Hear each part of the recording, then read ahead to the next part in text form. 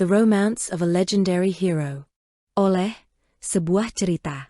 Bab 3. Kak, Paman Luo selalu baik padamu. Ingat kan? Dia selalu membela dirimu sejak kita kecil. Ya, hanya dia yang tersisa dari keluarga Chen. Aku ingin mencari anggota keluarga Chen lainnya. Kenapa? Aku ingin mereka membantuku merawat Paman Luo, dan ingin Paman Luo menjadi patriarch keluarga kami nanti. Kau ingin membangun kembali keluarga Chen? Ya, dan aku membutuhkan mereka. Jessica mengangguk pelan, yakin Mike bisa membangun kembali kejayaan keluarga Chen. Ayo pergi. Kita bisa terlambat kalau tidak segera berangkat. Ajak Mike. Jessica tersenyum kecil, mengangguk lalu menggandeng tangan Mike dan bergegas meninggalkan kafe itu. Pukul 7.50 malam, sebuah taksi berhenti di depan Regency Hotel. Mike dan Jessica turun setelah membayar ongkos, lalu berjalan memasuki lobi hotel. Tanpa membuang waktu mereka langsung menuju restoran. Area VIP terletak di lantai 2 restoran. Beberapa tamu yang duduk di ruang bawah, memandang Mike dengan tatapan yang sulit diartikan, tapi Mike mengabaikan mereka.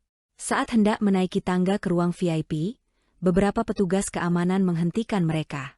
Maaf tuan, malam ini ruang atas ditutup untuk umum. Silakan mencari meja di lantai bawah, ujar salah satu petugas. Maaf, tapi saya memiliki janji di ruang VIP malam ini, jawab Mike. Para petugas itu menatap Mike dan Jessica dari ujung kepala hingga kaki. Mereka tak meragukan penampilan Jessica yang elegan. Tetapi melihat penampilan Mike dengan potongan rambut short mullet, kaos oblong, celana jeans dan sepatu boot, tak sesuai dengan suasana formal tempat itu, senyum sarkastis tersirat di wajah mereka. Salah seorang dari mereka menyilangkan tangannya di depan Mike sambil berkata dengan suara keras, seolah ingin memastikan semua orang mendengar. Maaf tuan, kami hanya menjalankan tugas. Jessica yang melihat sikap mereka langsung emosi dan berkata, beginikah pelayanan di hotel ini? Kakakku punya janji dengan seseorang di dalam. Apa kalian sengaja ingin mempermalukan kami? Keributan ini menarik perhatian para tamu di sekitar. Melihat penampilan Mike, beberapa tamu hanya tersenyum.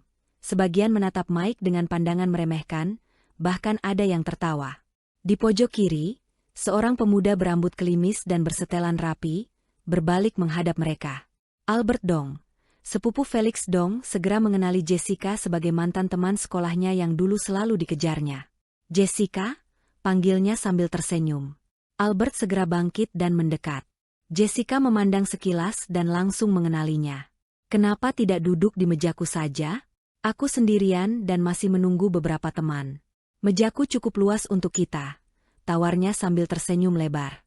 Maaf Albert, aku tak ingin duduk, balas Jessica dengan raut kesal. Albert tertawa kecil, lalu mengeluarkan handphonenya tanpa menunggu jawaban Jessica. Aku kenal manajer di sini. Aku bisa membantumu bertemu dengannya dan masuk ke ruang VIP, katanya penuh percaya diri sambil menelpon seseorang. Paman, ini aku, Albert. Aku dan temanku ingin masuk ruang VIP, tapi dilarang oleh petugas. Bisa tolong ke sini Paman? Baik, aku menunggumu. Sambil menutup panggilan, Albert memandang Jessica dengan bangga. Manajer di sini pamanku. Aku bisa membawamu masuk, tapi temanmu ini sepertinya tidak akan diizinkan. Tatapannya mengarah pada Mike dengan senyum mengejek. Mike hanya tersenyum tipis, tapi Jessica yang sejak tadi menahan emosi, tidak bisa menerima sikap Albert yang meremehkan Mike, segera menghubungi Fury. Kak, aku di depan VIP dan tak diizinkan masuk. Apa-apaan ini? Kalau tidak segera dijemput, aku akan membawa Kak Mike pergi. Jessica meluapkan kekesalannya pada Fury. Tak lama kemudian, seorang pria separuh baya bertubuh gemuk datang tergesa-gesa. Wesley Kuo, manajer Regency Hotel, berjalan masuk dengan wajah serius. Albert tersenyum penuh percaya diri. Paman, panggilnya. Namun Wesley mengangkat tangannya, meminta Albert diam dan bertanya dengan nada sopan. Siapakah yang bernama Tuan Chen? Tanyanya ramah, sambil menatap Mike. Mike menganggukkan kepalanya dan Wesley mendekat sambil tersenyum hangat. Mohon maaf atas pelayanan kami Tuan Chen. Silakan ikuti saya, katanya sembari mempersilahkan Mike dan Jessica masuk. Senyum di wajah Albert perlahan memudar, dengan penasaran dia bertanya. Paman, bukankah paman datang untuk saya dan teman saya? Saya. Diam kamu, bentak Wesley dingin, membuat Albert terpaku. Wesley kembali menoleh pada Mike dan Jessica. Silakan, Tuan Chen dan Nona, ujarnya penuh hormat, lalu menatap para petugas keamanan. Semoga kalian tak melakukan kesalahan lagi, ucapnya dingin. Wajah para petugas seketika memucat. Sementara Albert yang kebingungan dan malu, berdiri canggung di depan tangga, tak tahu harus berbuat apa. Melihat tatapan orang-orang yang bercampur antara cemoohan, ejekan, dan senyuman sinis membuat dadanya sesak. Dengan tergesa-gesa dia meninggalkan tempatnya menuju pintu keluar, dan tak pernah kembali ke mejanya. Di lobi menuju ruang VIP, Wesley dengan penuh penyesalan meminta maaf lagi pada Mike dan Jessica. Maafkan saya atas kejadian tadi Tuan Chen, ujarnya penuh ketulusan. Mike hanya tersenyum kecil dan mengangguk. Dia tidak mempermasalahkan hal sepele. Wesley membungkuk hormat lalu berbalik meninggalkan mereka. Mike dan Jessica memasuki ruang VIP, tampak puluhan orang dari kalangan militer telah berkumpul. Seketika pandangan mereka tertuju pada Mike yang baru tiba. Jenderal Liang segera bangkit dan berjalan mendekati Mike. Wajahnya yang mulai memiliki keriput, tersenyum lebar penuh kegembiraan. Mike, kau baik-baik saja nak? Tanya Jenderal Liang sambil memeluk Mike. Terima kasih Paman Jenderal, aku baik. Bagaimana denganmu? Mike membalas pelukannya dengan hangat. Seperti yang kau lihat, aku masih mampu bertarung dan masih penuh semangat, kata Jenderal Liang sambil tertawa, membuat beberapa orang di ruangan itu ikut tertawa. Ada kehangatan di hatinya melihat Mike. Jenderal Liang adalah Paman Fury dan saudara satu-satunya Ibu Fury, telah mengenal Mike sejak dia kecil. Dia sangat menyukai karakter Mike yang pantang menyerah dan selalu setia kawan. Ketika Mike lulus sekolah, Jenderal Liang berharap dia dan saudara-saudaranya bergabung dengan militer. Tapi Mike menghilang tanpa jejak. Hanya saudara-saudaranya yang bergabung demi mencari informasi keberadaan Mike. Hadirin sekalian, perkenankan saya memperkenalkan keponakan saya, Mike Chen. Malam ini, kita berkumpul di sini untuk menyambutnya sebagai penasihat tak terikat bagi tim Black Swords yang dipimpin oleh Kapten Fury. Kabar ini mengejutkan banyak orang di ruangan itu. Black Swords adalah salah satu dari 4 tim taktis elit yang dibentuk Departemen Pertahanan dan langsung berada di bawah komando Jenderal Liang. Tugas utama Black Swords sebagai tim anti-teror yang bekerja sama dengan kepolisian dan membantu menekan kriminalitas di kota. Tim ini terdiri dari 5 anggota, Fury, Julian, Chris, Beast dan Jessica. Markas mereka terletak di area militer rahasia, di selatan kota. Melihat keheningan yang muncul, Jenderal Liang melanjutkan. Jika ada pertanyaan, perlu saya tegaskan bahwa status Tuan Chen sangat rahasia. Mendengar ucapan ini, semua orang kembali terkejut. Mike maju beberapa langkah sambil tersenyum dan berkata, "Terima kasih atas kehormatannya Paman Jenderal. Meski tidak terikat, saya akan memberikan yang terbaik untuk mendukung tim ini. Semoga kita bisa bekerja sama dengan baik." Mike berdiri tegak dan memberi hormat secara militer kepada hadirin. Sontak seluruh hadirin segera bangkit dan membalas dengan hormat militer. Acara dilanjutkan obrolan ringan dan makan malam. Di tengah suasana santai, Jenderal Liang mendekatkan kepalanya pada Mike dan membisikkan sesuatu. Mike pun mengangguk paham. Setelah acara selesai dan semua tamu berpamitan, Jenderal Liang membawa Mike bersama Fury dan seluruh tim menuju ke pangkalan Black Swords dengan menggunakan beberapa mobil. Setelah memarkirkan mobil, rombongan masuk ke dalam bangunan utama. Di dalam sebuah ruang tertutup, Jenderal Liang mempersilahkan Mike berbicara. "Aku tahu, banyak pertanyaan yang ingin kalian tanyakan padaku. Sekarang tanyakan apa saja yang ingin kalian ketahui dan aku akan menjawabnya," kata Mike sambil tersenyum menatap Fury dan lainnya. Jessica yang memiliki hubungan paling dekat dengannya, segera bertanya, "Kak, selama ini kau kemana?" "Aku pergi ke luar negeri, Jess. Aku hidup di beberapa negara dan hampir tak pernah tinggal di satu tempat dalam waktu yang lama," jawabnya sambil tersenyum pada Jessica. "Kak, aku dengar kau terluka parah 5 tahun yang lalu. Kami mendapat informasinya setelah kejadian itu. Bagaimana kau bisa selamat?" tanya Fury. "Aku diselamatkan oleh seorang paman tua yang membawaku ke pedalaman Gunung Kunlun. Tapi karena luka-lukanya dia meninggal 5 tahun lalu." "Apa yang terjadi setelah itu?" Julian ikut bertanya. Aku dirawat seorang tua yang tinggal di sana. Dia membantuku pulih dan mengajariku seni bela diri. Dia adalah guruku. Kini giliran Beast yang bertanya. Bagaimana kakak bisa berada di luar negeri? Setahun kemudian guruku berkata, dia akan pergi.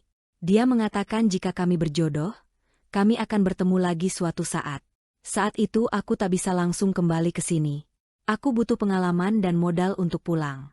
Jadi aku pergi ke luar negeri, bergabung dengan tentara bayaran. Hingga akhirnya, pemerintah menghubungiku dan memintaku membentuk satuan militer rahasia di luar negeri bernama Black Dragon. Aku adalah pemimpinnya. Semua orang dalam ruangan itu melompat berdiri karena terkejut, kecuali Jenderal Liang. Kau kak? Kau pemimpin Black Dragon? Pasukan luar biasa yang keberadaannya tak diketahui itu? Mike hanya mengangguk. Kak, kamu hebat. Jessica memeluk Mike dan menatapnya penuh kekaguman. Chris mengernyitkan alisnya dan dia berkata seperti bergumam.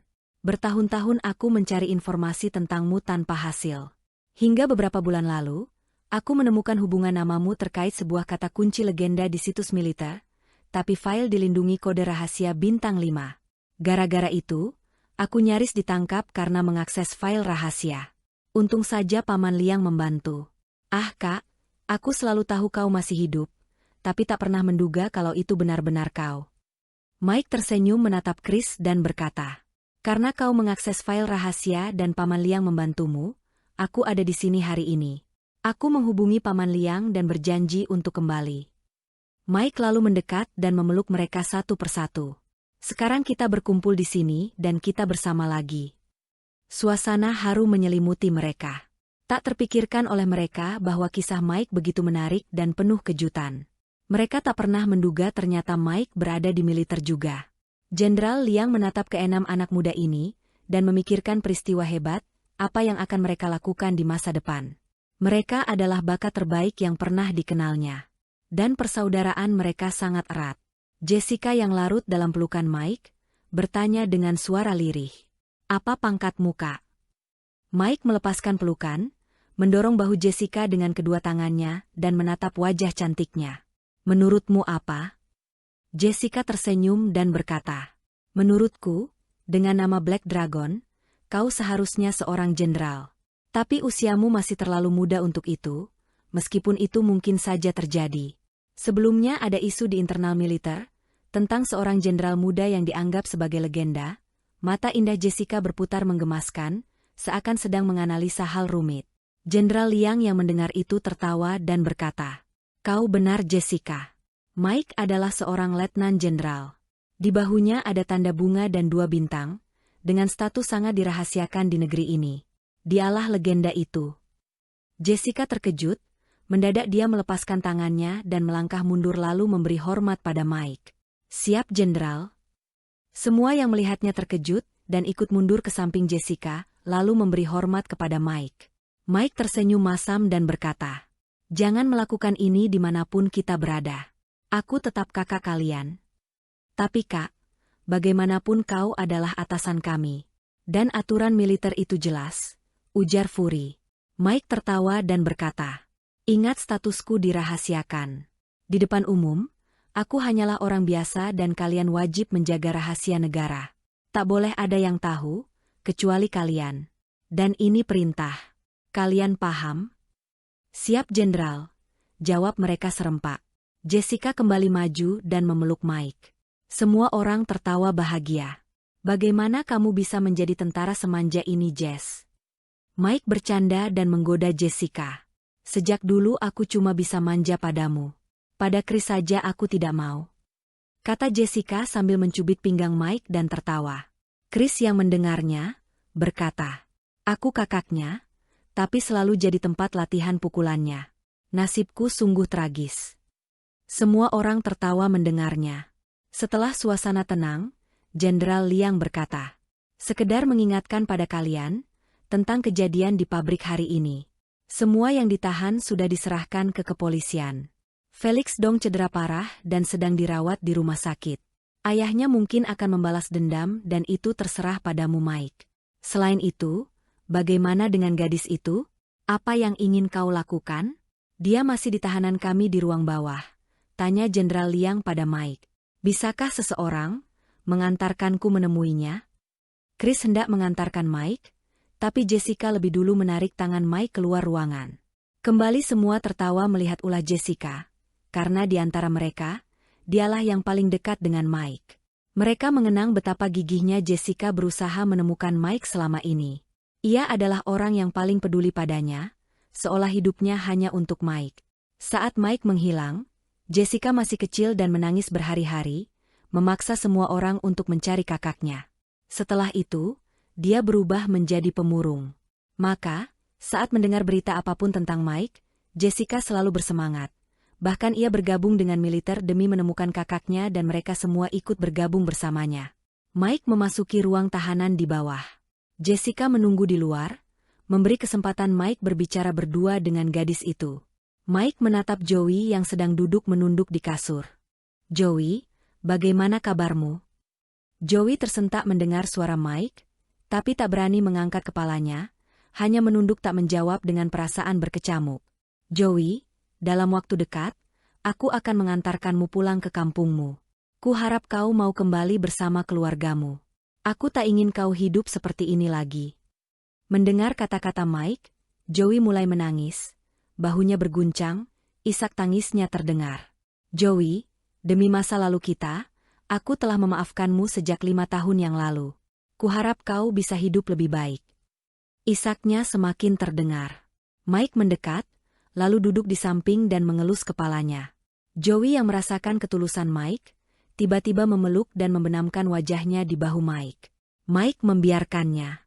Setelah 10 menit, Joey berhenti menangis dan berkata lirih. "Maafkan semua kesalahanku, Mike. Aku tahu, segalanya sudah berubah dan tak mungkin kembali." Ada kegetiran dalam suaranya. Mike tak menjawab. Dia bangkit berdiri lalu menarik tangan Joey ikut berdiri. Mike menatap wajahnya lalu berkata, "Aku akan memindahkanmu ke hotel malam ini. Kau bersiaplah, dalam seminggu aku akan mengantarkanmu pulang." Joey mengangguk. Lalu Mike keluar dan menunggunya di luar. Malam itu, setelah menunjukkan fasilitas di markas dan ruang kantornya, Mike berkata pada Fury, "Bookinglah satu kamar di Vienna Hotel atas namamu. Aku akan mengantarkan Joey ke sana. Dan pinjamkan aku mobilmu juga. Kalian pulanglah duluan, aku akan segera menyusul setelah urusan selesai." "Siap, Kak," jawab Fury. Dia segera menelpon Vienna Hotel, memberikan informasi yang diperlukan dan mengajak yang lainnya pergi. Sebenarnya Jessica ingin menemani Mike, tapi Audi R8 milik Fury hanya memiliki 2 kursi. Dengan berat hati, dia hanya bisa menatap kepergian Mike dan Joey. Dalam perjalanan, Joey memecah keheningan. "Gadis itu, apakah dia anak yang dulu selalu kau pedulikan?" tanyanya tanpa menoleh. Mike menjawab singkat, "Ya." Joey menatap Mike sekilas dan melanjutkan, "Dia mencintaimu, Mike." Mike terdiam sejenak, lalu menggeleng perlahan. "Aku menyayanginya seperti adikku sendiri. Dan terakhir aku bertemu dengannya 5 tahun lalu saat dia berumur 16 tahun. Joey tersenyum tipis. "Kau masih seperti dulu, Mike. Kau tak pernah tahu berapa banyak gadis yang mencintaimu." Mike kembali terdiam, pikirannya melayang ke masa sekolah. Dia ingat bagaimana dirinya selalu menjadi pusat perhatian para gadis. Tapi tak ada satupun yang menarik hatinya, karena satu-satunya orang yang dia sukai saat itu adalah Joey. Perjalanan berlanjut dalam keheningan. Hanya suara mesin mobil yang memecah kesunyian hingga mereka tiba di hotel. Mike mengantarkan Joey ke kamarnya dan berkata, "Tetaplah di kamar. Pesan apapun yang kau butuhkan pada pelayan hotel. Jika ada yang tidak tersedia, hubungi aku. Aku akan mengatur orang untuk mengantarkannya." Joey mengangguk pelan. "Oke, selamat malam, Mike." "Selamat malam, Joey," jawab Mike, sebelum berbalik dan meninggalkannya.